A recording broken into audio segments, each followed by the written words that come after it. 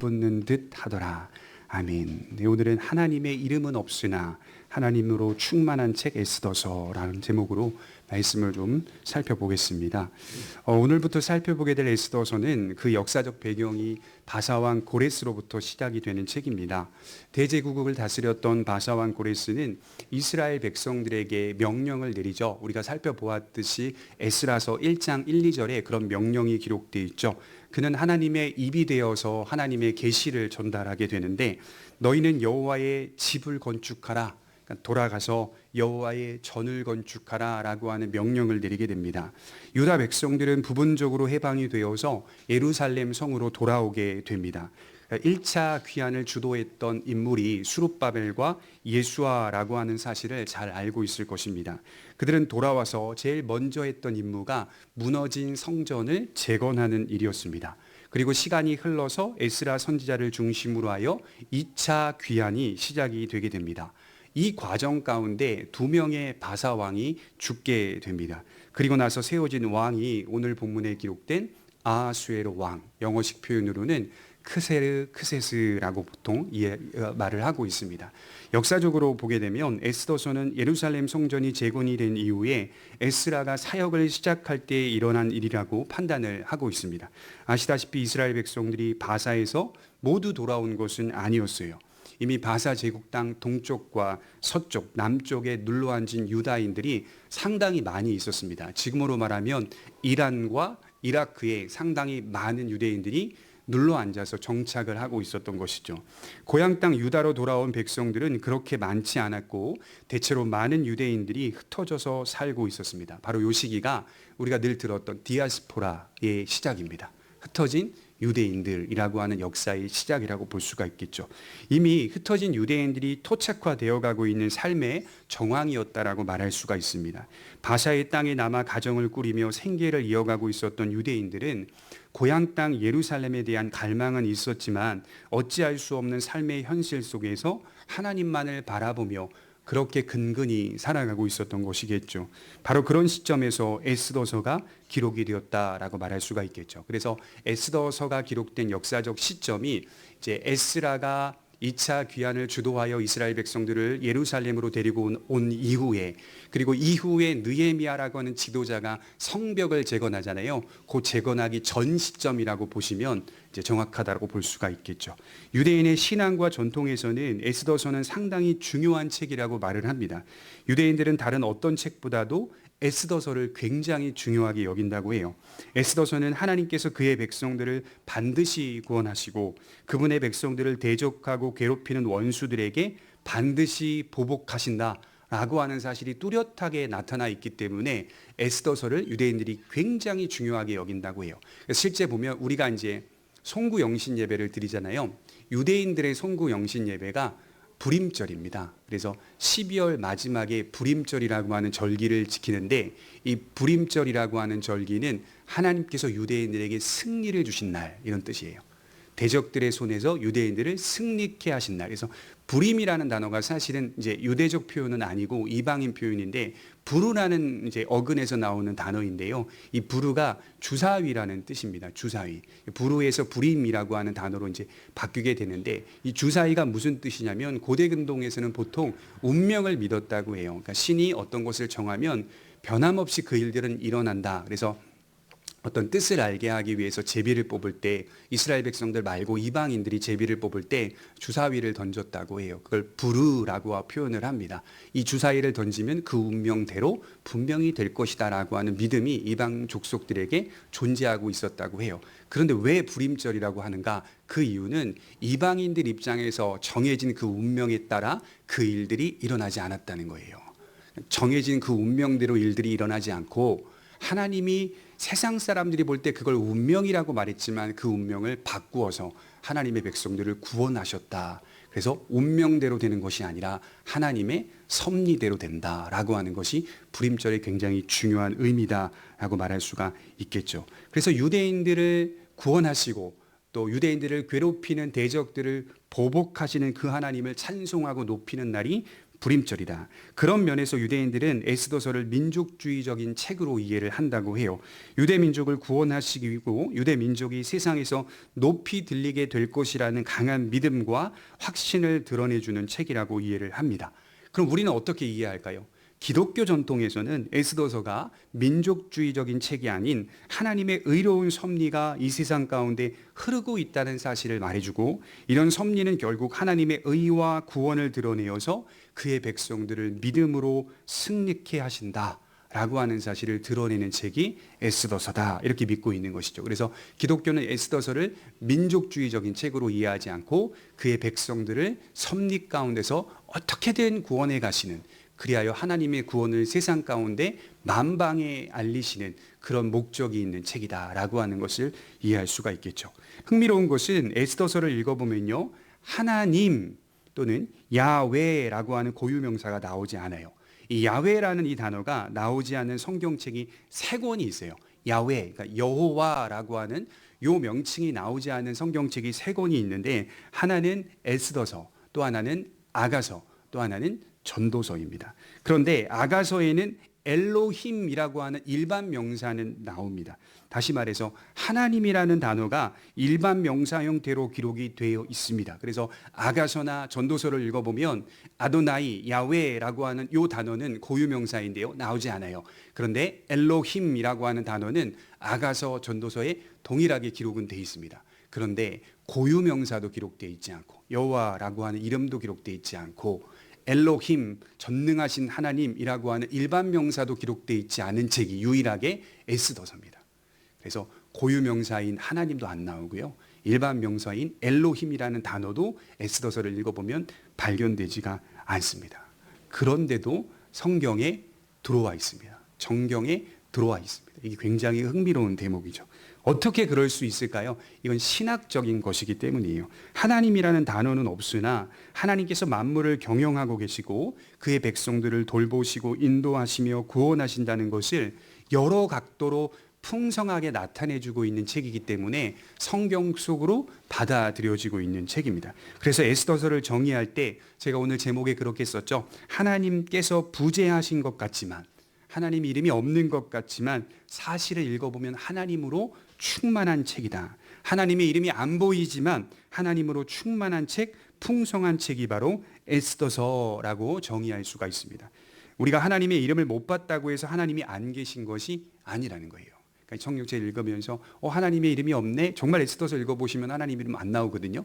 없네? 그렇다고 해서 성경책이 아닌 게 아니라는 겁니다. 그러니까 예컨대 우리가 사도신경을 고백할 때 전능하사 천지를 지으신 하나님을 내가 믿사오며, 이제 보통 이 라틴어 사도신경에는 나는 믿습니다, 크레도 이렇게 시작을 하거든요. 이제 우리가 이제 의역해서 이것을 번역을 해서 이렇게 고백을 하고 있기는 하는데, 이제 창조주 하나님을 믿습니다, 이 고백을 그리스도인들이 한단 말이죠. 근데 여러분 생각해 보십시오. 나는 창조주 하나님을 믿습니다라는 고백을 하지 않아도요, 하나님은 창조주인 거죠. 그렇지 않겠어요? 우리가 창조주를 믿습니다라고 말하지 않아도 하나님은 그 고백을 받으실 필요는 없는 거예요. 왜냐하면 하나님이 창조하셨기 때문이죠. 우주를 만드셨기 때문이죠. 그런 의미입니다. 에스더서에 하나님이라고 하는 이름은 나오지 않지만 하나님은 여전히 그 자리에 계시고 세상 만물을 운영해 가시고 경영해 가신다는 사실을 기억해 볼 필요가 있습니다. 쓰여진 단어를 못 받고 못 찾았다고 해서 하나님은 죽으신 것이 아니라는 거예요. 하나님은 하나님이시고 하나님은 여전히 주권자로 통치하시며 이 세상 역사를 은밀하게 섭리해 가십니다. 그래서 우리는 무대 뒤에서 역사하시는 하나님의 활동을 보는 것이 에스더서다라고 말할 수가 있겠죠. 이 세상 만물의 주권자요 역사의 주인이신 그 하나님을 진심으로 믿는다는 것은 우리 개인으로 좁혀서 이해할 수 있는 대목이기도 합니다. 여러분, 우리가 잘 아는 말씀 중에 마태복음 10장 29절에 보면 이런 말씀이 있죠. 참새 2마리가 한 아사리온에 팔리는 것이 아니냐. 그러나 너희 아버지께서 허락하지 아니하시면 그 하나라도 땅에 떨어지지 아니하리라. 참새 2마리가 얼마에 팔리는 것까지도 하나님의 허락하심 속에 있다. 그러니까 이 말은 세상 만사가 우리가 이해하는 범위를 넘어서서 하나님의 신비로운 통치에 있다는 것을 아주 넓은 차원에서 말해주고 있는 것이죠. 만물을 하나님께서 이렇게 세심하게 관리하시고 세심하게 허락하고 계신다. 그리고 나서 참새의 팔림이라고 하는 말씀이 이어지고 나서 나오는 말씀이 뭐냐면요, 바로 다음 구절이거든요. 너희에게는 머리털까지 다 세신 바 되었나니 라고 하는 말씀입니다. 참새가 팔리는 것이 만사를 통치하시는 넓은 차원으로서의 하나님을 말한다면 우리의 머리털을 다 세시고 계신 하나님은 우리 개인의 좁은 삶 속에 구체적으로 역사해 가신다는 것을 동시에 선언하고 있는 거예요. 만사를 운영해 가시는 넓은 차원에서의 하나님을 말하면서 우리 개인의 머리털을 세신다라고 하는 이 표현은 그 시간에 동시에 하나님 우리 개인의 삶을 인도하고 계신다라고 하는 사실을 선언하고 있는 대목입니다. 그래서 우리는 단지 세상 만사와 역사를 주관하시는 하나님만을 고백하는 게 아니라요, 오늘 내 삶에 나를 인도하시고 이끌어 가시는 구체적인 하나님을 믿는 겁니다. 오늘 이야기도 마찬가지, 누가 보아도 평범한 세상 역사의 한 이야기로 소개되는 에스더서는 이런 평범한 역사 속에 하나님은 감독하고 계셨다는 것이겠죠.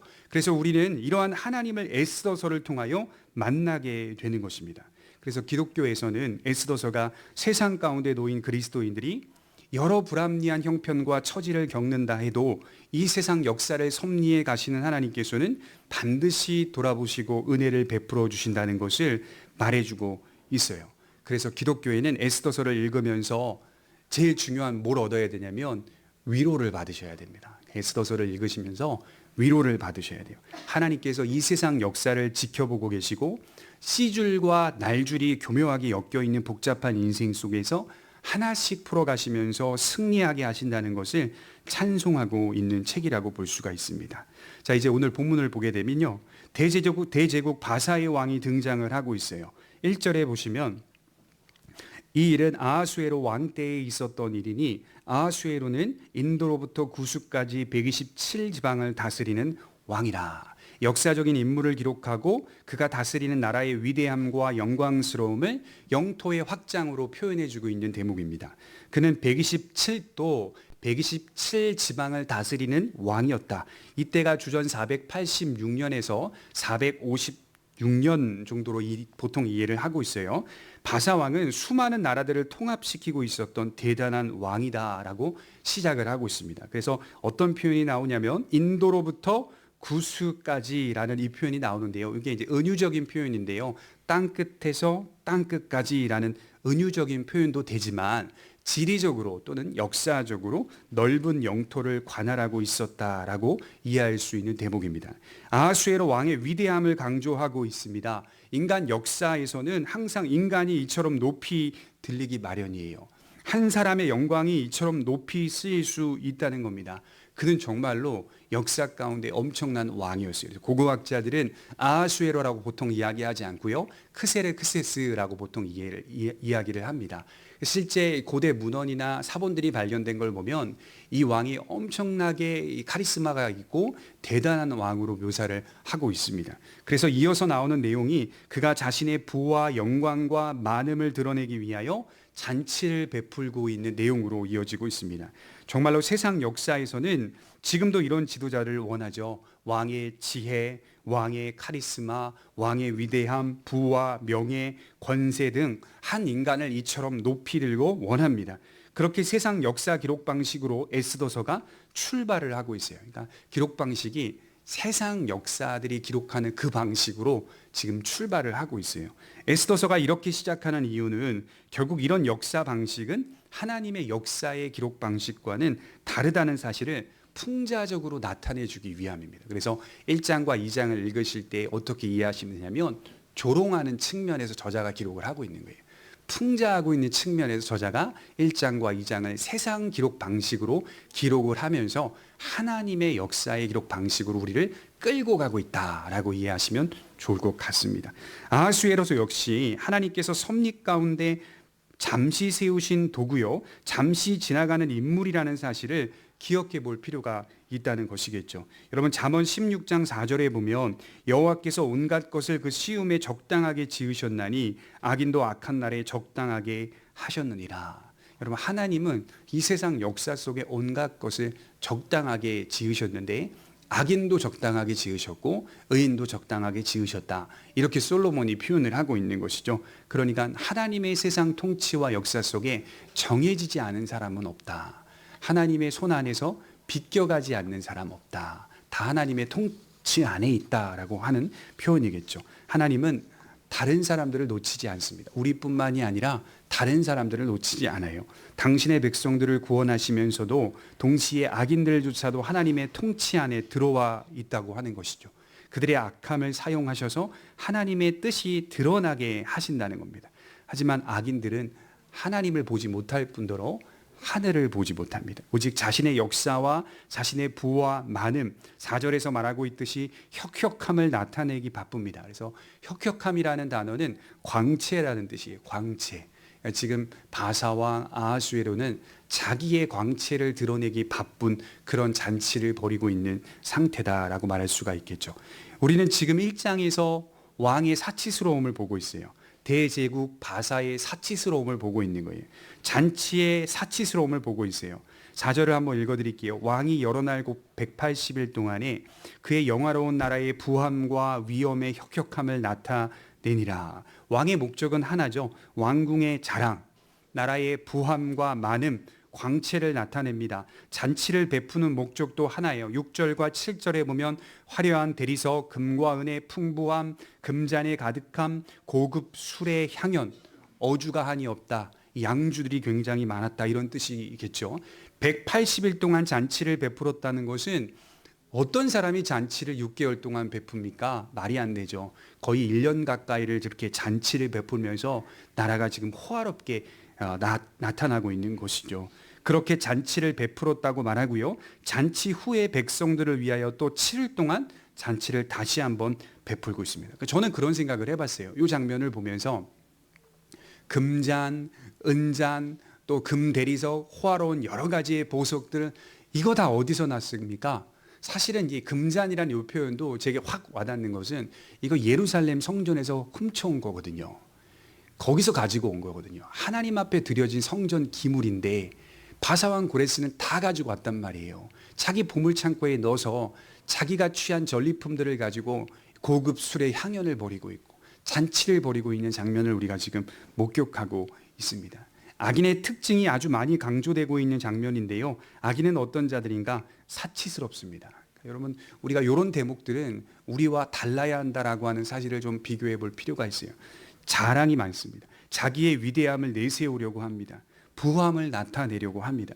베푸는 것 같지만 사실은 베푸는 게 아니라 자기 광채를 발하려고 베풀고 있습니다. 이런 모습을 보면서 우리가 우리의 신앙을 점검하면 돼요. 이런 우리의 모습이, 우리의 신앙 생활이 사치와 부함과 많음의 자랑으로 나타나는 건 아닐까? 그런 모습으로 나아가는 건 아닐까? 스스로를 점검할 때 과연 성경적인 신앙이 무엇인지 답을 얻을 수가 있습니다. 스스로가 이렇게 만일 사치스러움과 부함과 많음을 나타내기 위해 살아간다면 스스로가 그리스도인이 아니라는 것을 증명할 뿐입니다. 사치스러움이 하나님이 주신 복이라고 말하는 사람, 사치스러움은 하나님 주신 복이 아닙니다. 하나님은 어떤 사람을 원하시냐면 현숙한 자를 원하신다고 성경은 말해요. 잠언 31장 12절에 현숙한 여인이라는 단어가 나오는데요. 여성에게만 빗대어 표현하는 말은 아니고요. 현숙한 자는 남자든 여자든 동일하게 받아들이는 믿음의 내용입니다. 현숙하다 무슨 뜻입니까? 어질고 정숙하며 단정하고 믿음 안에서 선을 행하는 사람. 여자에게만이 아니라 우리 모두에게 현숙함이 있는지를 돌아볼 필요가 있습니다. 에스더서를 읽어보면 4명의 사람이 등장하는데 기억하시면 좋아요. 아하수에로, 하만, 에스더, 모르드게. 사실은 에스더서의 주인공이 누구라고 보통 이해하죠? 에스더를 보통 생각하거든요. 주인공이. 에스더서의 주인공은 모르드게입니다. 모르드게. 에스더가 아니라 모르드게입니다. 처음부터 끝까지 모르드게가 하나님을 의지하고 소망하면서 이 일들을 계획하고 꾸며가고 있는 장면을 잘 이해하시면 더 큰 은혜가 있습니다. 이 4사람을 중심으로 이야기가 전개가 되고 갈등이 일어납니다. 아하수에로와 하만은 악인을 대표하는 자들입니다. 그래서요, 이 아하수에로 왕과 하만이라고 하는 사람, 총리인데요, 꼭 닮았어요. 우리 5장 11절을 한번 보겠습니다. 에스더서 5장 11절에 보시면 얼마나 닮았는지 이렇게 기록하고 있어요. 같이 한번 읽겠습니다. 시작. 자기의 영광과 자녀가 많은 것과 왕이 자기를 들어 왕의 모든 지방간이나 신하들보다 높인 것을 다 말하고, 똑같죠. 아하수에로와 자기의 영광과 부함과 많음, 이런 것들을 자랑하며 사는 자가 하만이었고 아하수에로 왕이었다. 같은 사람이라는 뜻입니다. 성경은 아하수에로 왕을 어떤 식으로 소개하냐면 한 나라의 왕으로 소개하기보다 이런 사람이다, 이 정도의 사람이다, 이 정도밖에 되지 않은 사람이다, 이런 식으로 지금 사실은 표현하고 있는 거예요.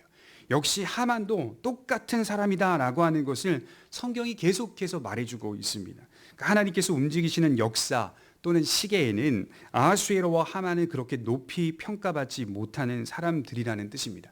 그러나 세상에서 가장 중요한 사람들이라고 말할 수 있어요. 그러니까 세상 역사에서는 누가 중요하죠? 모르드게와 에스더는 중요하지 않아요. 가만히 보십시오. 세상 역사에는 누구를 주도적으로 점검하냐면 크세르크세스예요. 아하수에로가 중요한 사람인 거예요. 이게 세상 사람들이 바라보는 중요성입니다. 그러나 하나님의 역사 방식에는 모르드게와 에스더가 제일 중요한 인물로 표현이 되고 있다는 것입니다. 사실 성경은 아하수에로나 하만은 똑같은 사람들이다, 이 정도밖에 되지 않은 사람들이다, 이렇게 지금 조롱을 하고 있는 대목이라고 볼 수가 있습니다. 여러분, 실제로 역사를 보게 되면 하나님은 은밀히 숨어 계시는 것처럼 보이기 때문에 주도권이 항상 인간에게 있는 것처럼 표현이 됩니다. 그러니까 주도권이 누구에게 있는 것 같아요? 아하수에로에게 있는 것 같고 하만에게 있는 것 같아요. 그러나 하나님은 무대 뒤에서 주도권을 갖고 계세요. 하나님께서 이 세상 역사를 주도해 가신다. 그러나 진실로 하나님의 주권과 통치를 믿는 자는 바르게 이 세상 역사를 이해하고 믿습니다. 우리에게 주신 주도권은 하나님께서 우리에게 당신의 뜻을 드러내시기 위한 하나의 도구일 뿐이다 라고 하는 사실을 믿습니다. 그래서 배후에 계신 하나님, 그 하나님을 바라보며 오늘도 매 순간을 의지하며 살아간다는 것이겠죠. 여러분, 구체적으로 한번 적용해 볼까요? 하나님의 주권을 믿는 신자는 세 가지 장점을 가지고 있어요. 하나는 하나님만 믿게 됩니다. 하나님의 주권을 정말 잘 믿는 사람은 이 세상의 역사를 살면서 하나님만 믿게 됩니다. 인생 속에서 하나님만 믿을 수 있는 분임을 매일매일 확인하고 확신합니다. 나한테 의지가 될 만한 사람이 있어요. 내가 의존하고 싶은 사람도 있어요. 우리는 그렇게 서로 의지하고 의존합니다. 그거 하지 말라는 게 아니에요. 여러분, 우리가 사람이 사람끼리 의존하고 의지하는 거 하지 말라는 거 아닙니다. 그거 해야 돼요. 그러나 서로 사랑하고 배려해야 돼요. 다 해야 돼요. 하지만 근본적으로 믿음의 대상은 아니라는 겁니다. 그러니까 사람은 근본적으로는 믿음의 대상이 아니에요. 우리의 믿음의 대상은 하나님만으로 국한시켜 놓으시기 바랍니다. 그래야 하나님의 말씀을 따라 살 수 있고 좌로나 우로나 흔들리지 않을 수 있습니다. 그것이 정말 중요한 장점이에요. 여러 일들을 겪습니다. 그러면 또 금세 깨닫는 사실은 하나님만 의지합니다. 하나님만 믿을 수 있는 분입니다 라는 고백이 누가 이야기하지 않아도 내 입술에서 내 마음에서 우러나올 수밖에 없어요. 둘째로 좋은 장점이 있는데 부조리한 환경 속에서도 안심할 수 있습니다. 부조리한 환경 속에서도 안심할 수 있어요. 육신의 생명을 이어가는 한 그리스도인들이 이 세상 속에서 부조리한 상황을 만날 수 있습니다. 그것이 얼마나 억울한지, 억울한 일을 겪어보시면 아시겠지만 얼마나 큰 피해이고 손해인지. 그럼 우리는 당장 어떤 마음이 듭니까? 권리를 주장하고 싶을 때가 한두 번이 아닙니다. 요즘 세상은 이 권리라고 하는 주제가 상당히 중요하게 대두되고 있는 주제거든요. 뭐만 하면 다 권리다 권리다 나타나서 권리 주장을 외칩니다. 여러분, 그거 하지 말라는 게 아니에요. 권리 주장해야겠죠. 그러나 권리를 주장하는 것만으로 내 정의가 서는 게 아닙니다. 내가 잘했다라고 인정받는 것도 아닙니다. 이 세상 역사를 가만히 들여다보면 권리를 주장하지 못할 때도 있는 겁니다. 억울한 일을 겪을 때도 있고 손해보는 일도 겪을 때가 있습니다. 그리스도인들이 그러한 것들을 겪으면서 어떤 마음을 갖는가? 억울한 마음이 잠시 들 수는 있겠지만 안심합니다. 하나님의 주권을 믿기 때문에 안심할 수 있는 겁니다. 때에 따라 그렇게 하는 것도 이 일반 역사 속에서 하나님께서 우리에게 정해주신 또 은혜다라고 하는 사실을 기억하며 나가는 것이죠. 신자가 당하는 부조리함이 있을 수 있어요. 왜냐하면 우리는 믿음이 있기 때문이죠. 믿음은 세상의 이치로는 어울리지 않는 무언가라고 말합니다. 화려한 대리석을 보여주고 금잔과 은잔의 풍부함과 수많은 양주를 보여주면서 혁혁함을 나타내는 것이 세상의 이치입니다. 그러나 믿음은 이러한 것들과는 거리가 멀다라고 말씀을 드리는 거예요. 그러나 우리에게는 저들이 가지고 있지 못하는 것이 있는데 안심이라고 하는 게 있어요. 왜냐하면 하나님께서 반드시 드러내실 것이기 때문이에요. 하나님이 보복하실 것이기 때문이에요. 하나님 아시지요? 이거면 되는 거예요, 여러분. 억울한 일 겪을 때 하나님 보고 계시죠? 하나님 아시죠? 이거면 다 돼요. 그래서 저와 여러분들이 믿음이 좋은가 좋지 않은가 스스로를 점검할 때 내게 안심하는 마음이 있는가? 그냥 태평한 마음이 아니라 하나님으로 하여금 안심할 수 있는가? 어떠한 상황에서도 안심하며 살 수 있는가? 이것을 점검해 보시면서 나아가시기를 바랍니다. 세 번째로 좋은 장점이 있는데 이 세상 역사를 주관하시고 사용하신다는 것을 믿기 때문에 자기도 사용하신다는 것을 더 분명하게 믿어서 자기의 사명과 책임을 귀하게 여길 줄 아는 것. 하나님이 세상을 운영하신다는 것은 나 또한 하나님께서 운영해 가신다는 사실을 믿고 내게 주어진 이 자리를 귀하게 여기는 것. 그래야 사명과 책임을 잘 감당하는 것. 이것을 우리가 갖고 있는 장점이죠. 역사를 움직이시고 역사의 인물들을 사용하셨다는 것으로 놀라워하지 않습니다. 오늘 나를 사용하신다는 것을 믿고 내 자리를 귀하게 여기면서 충성하셨으면 좋겠어요. 여러분, 여러분들의 교회, 여러분들의 사업장, 여러분들의 직장, 여러분들의 가정 귀하지 않은 것 없습니다. 다 동일하게 귀하고 다 동일하게 소중합니다. 그것을 통하여 하나님께서 하나님의 나라를 드러내실 것입니다. 믿음으로 살 때 하나님의 나라가 드러난다라고 볼 수가 있겠죠. 자, 이제 8절에 보시면 왕이 연 잔치의 분위기가 무르익어 가고 있어요. 왕 자신이 그 어떤 왕보다도 괜찮은 사람인 것처럼 보이고 싶었던 것 같습니다. 여러분, 우리 8절 한번 같이 읽겠습니다. 8절입니다. 시작. 마시는 것도 법도가 있어 사람으로 억지로 하지 않게 하니 이는 왕이 모든 국내 관리에게 명령하여 각 사람이 마음대로 하게 함이더라. 이 표현을 보면 이게 억지로 하지 않게 하니 각 사람이 마음대로 먹게 하고 행하게 하려 함이더라. 이런 표현이 마치 왕의 선한 마음을 나타내주고 있는 것 같지만 사실은 그런 의미가 아니라요, 왕의 악함을 더 분명하게 드러내주고 있는 말씀입니다. 보통은 왕궁의 잔치에 제한이 있었다고 해요. 술을 먹는 양이나 여러 행동들이 왕의 법도에 제한을 걸어 놓았다라고 합니다. 술을 마시는 것을 금하지 않겠다라는 말은 자유롭게 술을 마시라, 이런 뜻입니다. 그냥 다 풀어 헤치고 술을 마셔도 된다, 마음대로 하라, 이것이 세상이 추구하는 대표적인 방향이라는 뜻이에요. 마음대로 하게 하라, 이것이 세상이 바라는 바입니다. 마음대로 사십시오. 우리가 마음대로 살면 어떤 일이 벌어집니까? 여러분, 인간은요, 마음대로 살면 안 되는 거예요. 우리 존재는 마음대로 사는 존재가 아니에요. 왕은 이처럼 백성들을 타락의 길로 이끌어가고 있어요. 그저 민심이라는 주제 때문에. 민심을 사기 위해 마음대로 마시라, 마음대로 행하라는 것은 관용이라고 하는 것이 아닙니다. 자유가 아니라 방종이요 방임입니다. 돌보지 않고 간섭하지 않고 제 멋대로 버려두는 것이 방임이라고 말하는 거예요. 지도자라고 하는 것은요, 방임해서는 안 돼요. 지도자는요, 간섭해야 됩니다. 돌봐야 하고 버려두지 말아야 됩니다. 이어서 10절에 주흥이 일어났다. 왕이 술 기운에 정신을 차리지 못하자 왕후 와스디를 부르게 됩니다. 떠오르기 시작한 거죠. 당시 상황은 왕이 베푸는 잔치가 있었고 동시에 왕후가 왕궁 여인들을 위하여 같은 시간에 구절에 보면 같이 베풀어 놓은 잔치가 있었던 것 같아요. 그래서 이 잔치를 자세히 살펴보았더니 이게 성별로 나뉘어진 잔치라고 하는 것을 확인할 수가 있어요. 남자의 잔치가 있었고 여성의 잔치가, 왕후가 베푸는 잔치가 있었고 아하수에로가 남성들을 불러 모아서 베푸는 잔치가 나뉘어져서 진행이 되고 있었던 것 같아요.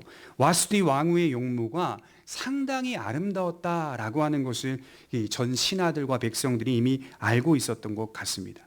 왕이 술에 취해 주흥이 일어나더니 왕후 와스디가 떠오르기 시작한 거예요. 그리고 왕후 와스디를 사람들 앞에 자랑하고 싶어서 보이라 라고 하는 명령을 내립니다. 12절에 보면 그러나 왕후 와스디는 내시가 전하는 왕명을 따르기를 싫어하니 왕이 진노하여 마음속이 불붙는 듯 하더라. 왕후가 단칼에 거절해 버려요. 처음 서두에 어떻게 소개되고 있었습니까? 인도에서 구수까지 127도를 다스리는 대단한 왕, 위대함과 혁혁함, 부와 명예, 많음을 강조했던 그 왕, 강력한 카리스마 그 왕으로 소개되고 있었는데 엄청난 영토를 다스리고 수많은 나라를 한 나라로 통합시킨 이 대단한 바사 왕이 왕후 한 사람을 다스리지 못하고 있는 것. 이게 풍자적인 표현입니다. 왕후는 왕을 가볍게 보고 있었던 거예요. 그래서 지금 저자는 아하수에로 왕을 조롱하고 있습니다. 이런 구체적인 기록을 하는 것은 그가 자랑하고 있는 대단한 것들이 사실은 얼마나 가볍고 우스운 것인지 본질적으로 가정을 다스리지 못하는 어리석은 한 남편의 모습을 보이고 있는 것입니다. 여기서 흥미로운 대목은요, 왕이 진노하여 마음속이 불붙는 듯 하더라, 이렇게 표현을 하고 있어요. 에스더서를 읽어보면 이 진노라는 주제가 상당히 많이 발견이 되는데요, 악인들이 진노하는 모습을 자주 보입니다. 그래서 쭉 읽어보면 아하수에로 왕은 4번 진노하는 장면이 나와요. 계속 분노하고 진노하고 이 4번이나 진노를 해요. 그리고 하만이라는 이 악인은 2번 진노하게 됩니다. 그런데 이들의 진노의 성격을 자세히 들여다보니까 주로 사소하고 유치한 것들에 진노합니다. 그저 자신의 위치와 자신의 신분에 대해서 모욕감을 느꼈다는 거예요. 그때 진노합니다.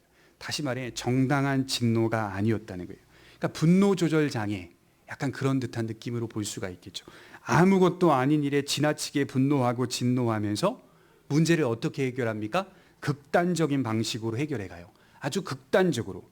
여러분, 왕후 와스디가 저 못 가겠어요 라고 했던 이 말이, 거절했던 이 말이 왕후를 폐위시킬 만한 이유가 됩니까? 그 좀 생각해 보니까 아닌 것 같아요. 단칼에 왕후의 자리에서 폐위를 시켜라, 이럴 만한 이유가 될까요? 하만은 어떨까요? 모르드게라고 하는 사람이 자신에게 예의를 차리지 않자 모르드게만이 아닌 유대 민족 전체를 말살시키려고 하는 겁니다. 이런 진노는 지극히 세상적인 진노요, 극단적인 진노라고 성경은 말씀을 하고 있어요. 성경은 이렇게 진노하는 자를 어리석은 자라고 말해요. 그런데 가만히 보면요, 세상 사람들은 사소한 일에 진노하고 이를 그르칩니다. 그리고 더 큰 범죄를 저지릅니다. 극단적으로 문제를 해결해 가려고 하는 것이죠. 그래서 저는 정당하지 못한 진노였고 분노였다라는 사실을 말씀을 드리는 거예요. 그래서 여러분, 인간의 진노는 대체로 이런 겁니다. 유치하고 사소한 일에 지나치게 진노하고 극단적으로 문제를 해결해 가는 거예요. 하나님을 떠난 인간의 진노는 정당한 적이 없어요.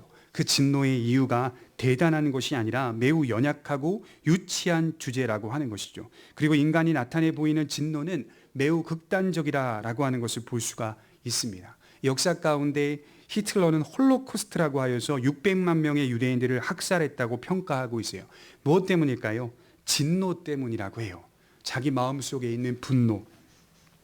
히틀러는요, 신학을 공부한 사람이라고 해요. 신학을 공부하고 성경을 연구하면서 유대인들, 유대 민족에 대하여 진노하기 시작한 거예요. 그래서 어떻게 보면요, 제가 느끼기에는 오늘 말씀을 준비하면서 하만이었다. 히틀러는 하만이랑 똑같은 짓을 한 거더라고요, 보니까. 그냥 유대인들 몇 사람, 미운 사람만 미워한 게 아니라 그 사람이 밉자 유대인들 전체를 다 씨를 말려버리자. 이게 자기가 가지고 있는 진노와 분노 때문이, 진노가 불붙듯 하더라. 그래서 이상한 결론을 내립니다.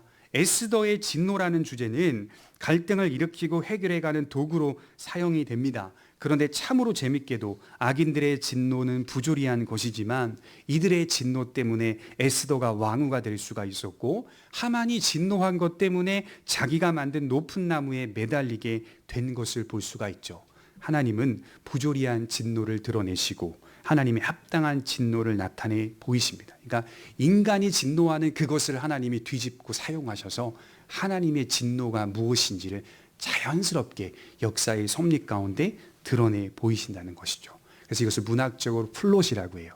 구성한다. 누가? 하나님께서 짜임새 있게 역사를 구성해 가신다. 얽혀있는 복잡한 역사를 짜임새 있게 구성해 가시는 하나님의 활동을 말하는 겁니다. 그래서 저와 여러분들이 첫 시간에 기억해야 할 것은 모르드게의 믿음의 계획이나 에스더의 믿음의 결단이 분명히 있었지만 에스더서는 그것만으로 승리하게 된 것이 아니라 그 모든 일들 속에 때를 정하시고 보이게 하시고 만나게 하시며 뒤집으시는 하나님의 손길이 대단히 많이 짙게 깔려 있다라고 하는 것을 기억하셔야 됩니다.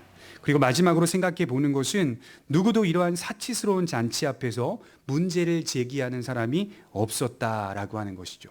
여러분, 이런 탐욕과 부의 잔치가 정당한 겁니까? 6개월 넘는 시간 동안 잔치를 베풀면서 호화롭게 보이는 게 정당한 것입니까? 또한 왕후 와스디가 폐위될 만한 악한 일을 행하였습니까?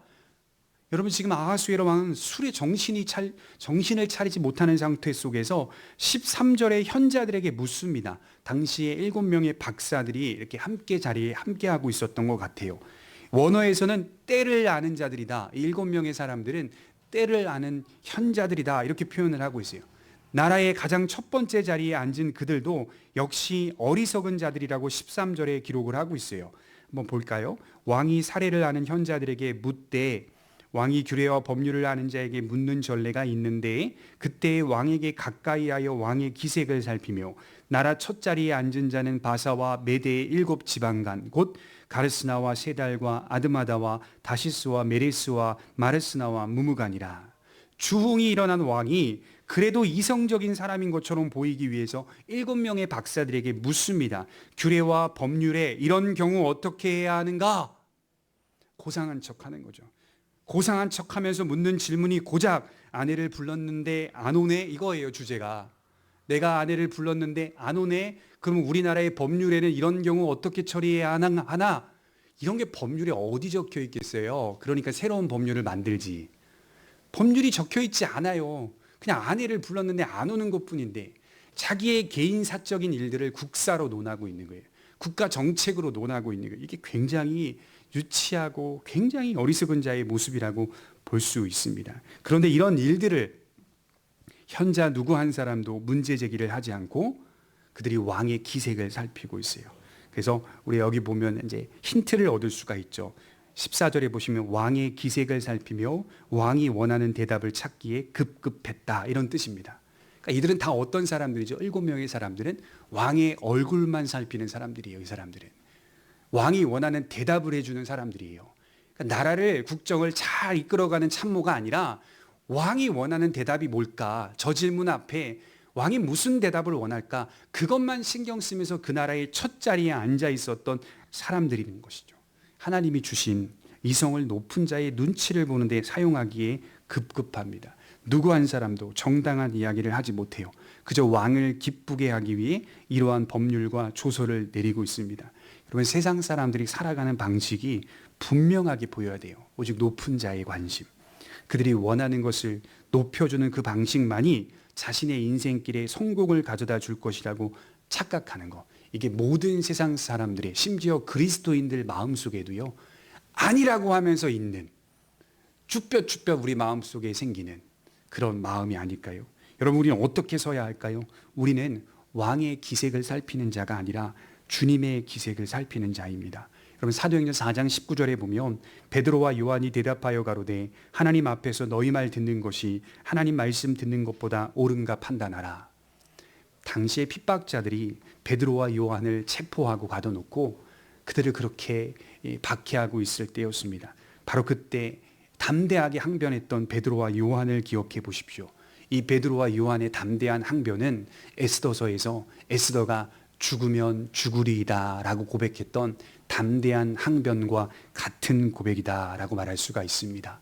그러니 정말 하나님을 믿는 사람들은 사람의 얼굴도 어느 정도 살펴야 하겠지만 하나님의 기색을 살피는 사람들입니다. 왕의 기색을 살피는 것도 필요하지만 에스더는 주님의 명령을 더욱 깊이 새기며 죽으면 죽으리이다 라고 했던 것을 생각해 보셔야 돼요. 거대한 제국 가장 높은 자리에 앉아있던 7명의 박사들의 모습을 통해서 믿음 없는 생각과 선택들이 얼마나 어리석은 것인지를 보면서 이 많이 배웠다고 하는 자들, 많이 안다고 해서 그가 정말 많이 아는 자가 아니라는 것을 확인하셔야 돼요. 정말 많은 것들을, 세상의 정보를 많이 배우고 습득한 자라고 해서 그가 지혜로운 자가 아니라, 지혜라고 하는 것은 근본적으로 바른 관점을 가지고 꿋꿋이 자신의 길을 걸어가는 사람이 참된 지혜자의 모습이다라고 성경은 말씀을 하고 있습니다. 우리 모두가 세상의 강력함 앞에서 또는 세상의 크기 앞에서 눌리거나 동화되는 것이 아니라 크신 하나님을 향한 믿음으로 담대하게 살아가는 저와 여러분들이 되시기를 주님의 이름으로 축원합니다. 기도하겠습니다. 사랑이 많으신 하나님 아버지,